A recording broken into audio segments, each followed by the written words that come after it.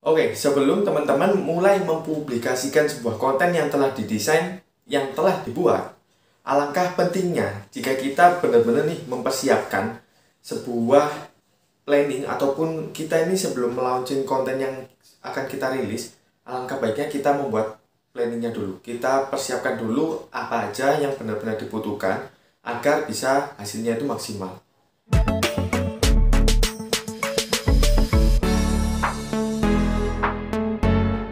Kalau dari persiapan aja kita udah maksimal, apalagi nanti hasilnya. Karena semua itu juga tergantung dari kesiapan dan persiapan yang sudah dilakukan. Waktu itu saya buka open Ask Me Anything di Instagram, ada yang sharing dan ada juga yang tanya. Salah satunya tanya itu gimana sih cara kita bisa percaya diri, terus habis itu gimana sih cara kita bisa ngebadanin materi konten yang kita buat, terutama buat konten video kayak gini. Itu gimana caranya biar bisa kita ini nggak ngeblank ataupun materi yang kita sampaikan ini bisa terdelivery dengan baik ke target audiens kita. Seperti teman-teman ketahui, Pak Wisnu Tama memiliki quotes yang sangat melekat ketika saya melihat ataupun mendengar nama beliau, yaitu preparation is everything. Hal tersebut sudah dibuktikan dalam industri beliau yang telah mendirikan televisi, industri kreatif, semua karya-karya beliau telah mengadopsi strategi ini, yaitu preparation is everything, di mana beliau benar-benar mempersiapkannya dengan matang. Beliau benar-benar ini nggak mau nih hasilnya ini biasa aja, tapi harus benar-benar maksimal. Oleh karena itu, persiapannya juga harus matang dan maksimal. Kalau teman-teman tahu channelnya Vincent dan Desta, salah satu videonya yang ngobrol sama Pak Wisnu Tama, di situ juga ada studi kasus dan contoh-contoh hasil penerapan preparation is everything quotes by Pak Wisnu Tama. Kalau teman-teman tahu tentang SEA Games, kesuksesan SEA Games di tahun 2018 waktu itu, salah satunya berkat kinerja dari Pak Wisnu Tama dan Erick Thohir dan lain sebagainya. Agar karya yang telah dipublis itu tadi bisa tertanam dan bisa membekas di benak audiens kita. Misalnya kalau teman-teman dengar kata SEA Games 2018 Indonesia, maka yang diingat pasti apa? Openingnya, habis itu acara-acaranya, habis itu juara, dan lain sebagainya. Sama halnya ketika teman-teman mulai action dalam membuat konten, terutama konten format video kayak gini, maka materi konten sangat diperlukan. Maka persiapan itu sangat diperlukan agar materi yang akan disampaikan benar-benar didelivery dengan baik. Oleh karena itu, sebelum mempublikasikan konten tersebut ke publik, ke orang umum, ke target audiens, perlu teman-teman ketahui tips dan beberapa step by step yang mesti dipahami dulu sebelum mempublikasikan sebuah konten. Yang pertama, teman-teman usahakan disiplin menulis ide konten. Paling nggak setiap hari ada satu ide konten, atau paling nggak ada ide-ide baru, konsep baru yang teman-teman garap setiap harinya. Karena kita akan membiasakan diri untuk mendisiplinkan menulis konten, mengkonsep sebuah materi konten, habis itu kita memikirkan strategi kontennya agar berhasil itu seperti apa. Oleh karena itu kita mesti membiasakan diri untuk menulis, mendisiplinkan diri menulis ide konten. Karena yang namanya ide itu dikumpulin, bukan dibutuhkan ataupun dicari pada saat waktu kita paksa. Kadang kalau saya beberapa waktu yang lalu juga pernah ngalamin memaksakan mengeluarkan ide-ide kreatif ketika kondisi terdesak ataupun mendadak, ketika dipaksa keluar malah nggak keluar ide kreatifnya. Jadi untuk mengatasi hal tersebut, saya jauh-jauh hari ataupun sudah mulai mendisiplinkan diri menulis ide konten. Setiap ada ide apapun saya tulis, saya dokumentasikan. Mungkin pertama kalau lagi di jalan saya dokumentasikan di HP, habis itu saya konsep lagi, saya besarkan lagi gimana sih mengolah ide ini tadi menjadi sesuatu karya ataupun sesuatu konten yang terutama yang berhubungan dengan bidang yang kita kerjakan. Jadi kalau saya biasanya ketika ada konten ataupun ada ide secara mendadak, saya tuliskan di HP, habis itu sampai rumah saya mulai dokumentasikan dan saya olah lagi ide tersebut menjadi sebuah materi konten yang siap untuk take action. Terus kalau nulisnya ada di buku khusus atau enggak?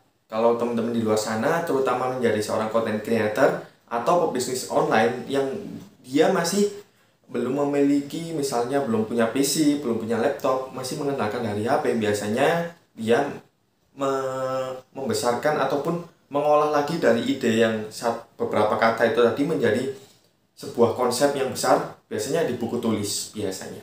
Tapi kalau saya biasanya nulisnya di buku ini, notebook ini, di Brain Creator Book. Ini barusan jadi bukunya, jadi pastikan nantikan teman-teman ini sudah siap untuk take action ketika sudah mendapatkan buku ini. Di sini bukan cuma buku planner biasa, bukan notebook biasa, tapi buku ini memang didesain. Namanya aja udah kelihatan, Brain Creator Book, di mana buku ini akan menunjang dan mempermudah kinerja otak teman-teman, otak-otak kreatif yang akan dituangkan ke buku ini, mulai dari konsep, ide, strategi, evaluasi, dan lain sebagainya. Karena di sini teman-teman juga akan mendapatkan, terutama yang paling penting ini, content creator funnel. Habis itu juga ada beberapa ideal customer framework. Ketika teman-teman menggunakan buku ini, harapannya ide-ide kreatif teman-teman ini bisa keluar dengan maksimal, bisa mendapatkan target market yang sesuai dan tertarget dengan tepat. Habis itu ketika menggunakan buku ini dengan maksimal, maka konten yang dihasilkan bisa menghasilkan income jika memang goalsnya adalah mendapatkan penjualan ataupun mendapatkan income. Misalnya, dalam 100 buku ini, teman-teman membuat konten salesnya, misalnya dari 100 konten sales, misalnya jadi sales itu 10. Kalau item produknya, harganya per produknya itu misalnya 100.000, kalau 10 dari 10 konten yang dibuat, maka teman-teman akan mendapatkan income 1 juta.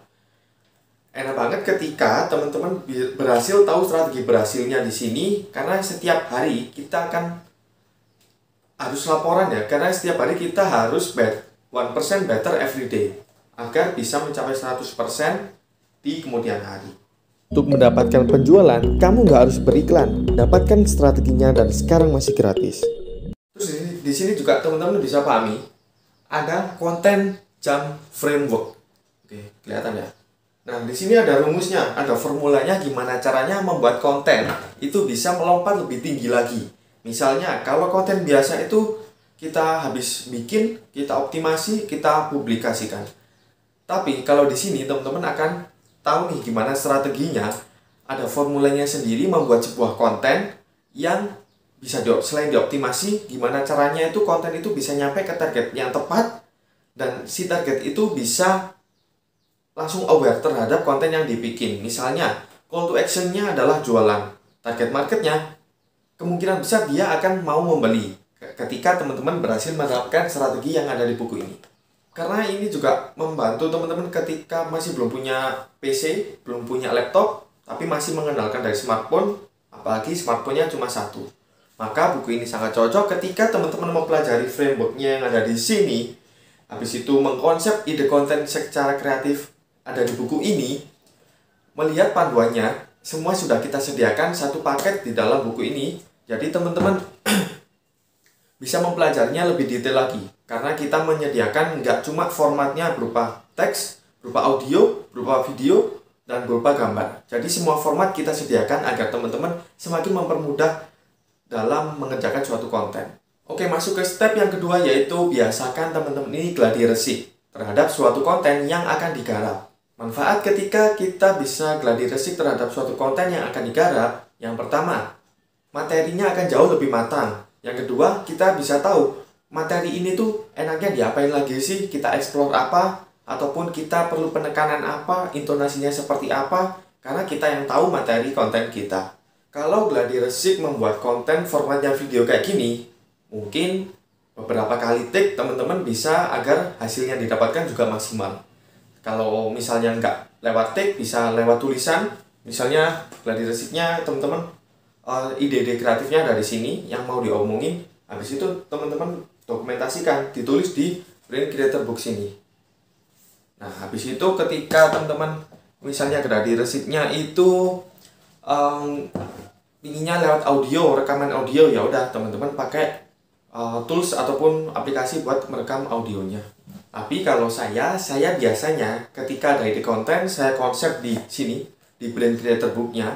Habis itu ketika konsep sudah matang, saya mulai take video.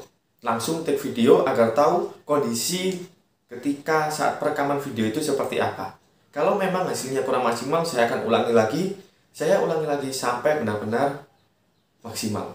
Masuk ke step yang ketiga, yaitu bagian teknis. Bagian teknis di sini teman-teman mulai dari gimana caranya ekspresi wajah ketika mempresentasikan konten, habis itu gimana caranya runtutan ataupun struktur cara kita membawakan konten itu dari apa dulu, habis itu endingnya seperti apa, terus gimana sih mengatur nada, intonasi, artikulasi agar pesan yang kita sampaikan melalui konten format video ini bisa secara maksimal diterima oleh target audience. Satu lagi saya kasih tahu ke teman-teman, di Brain Creator Book ada salah satu framework yang membahas tentang Content Presentation Framework. Di sini ada struktur, ada runtutannya ketika teman-teman ingin mempresentasikan suatu konten, misalnya endingnya apa? Penjualan.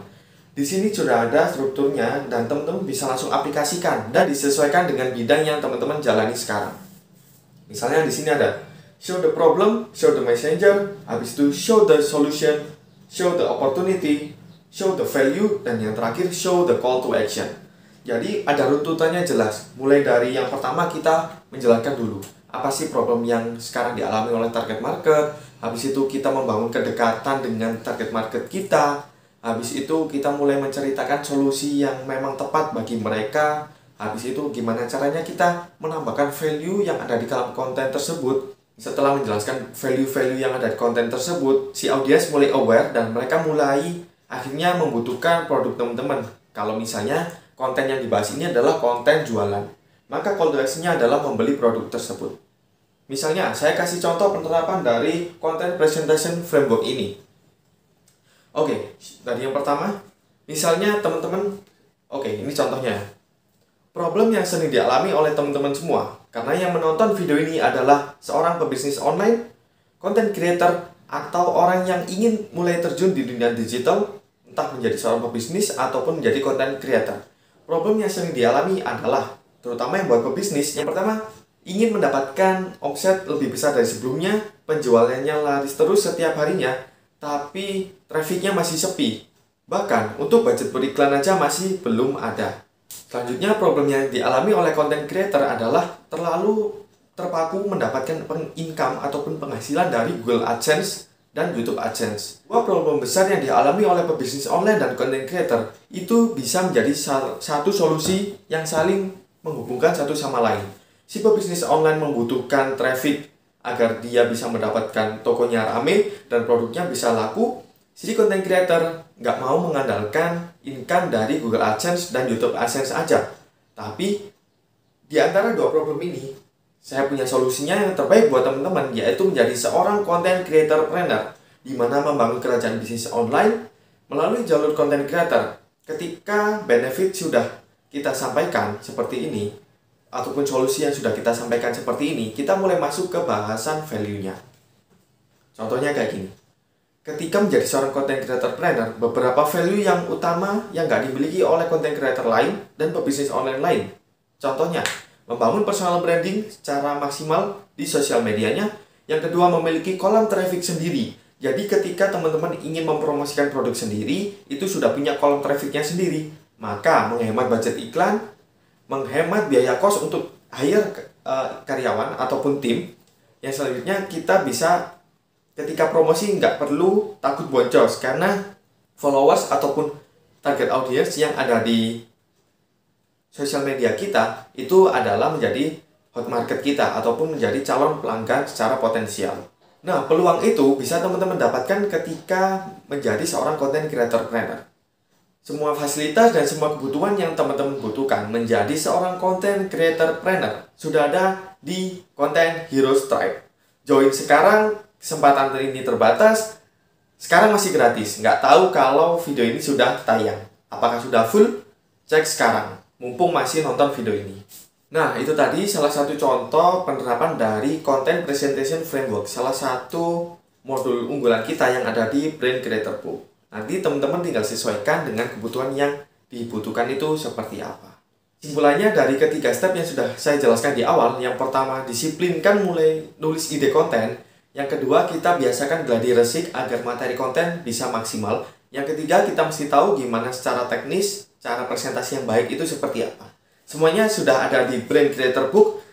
Tunggu, kalau teman-teman ingin segera membeli buku ini, tunggu dulu. Karena buku ini sangat terbatas, jadi teman-teman pastikan ikuti terus sosial media saya. Dan jika ingin mendapatkan penawaran spesial, langsung join di Content Heroes Tribe. Karena di sana akan ada promo, ada diskon, ada gratis ongkir, ada value-value yang ada di tempat lain. Sampai jumpa di lain video. Saya Agung Adi Masan. Bye.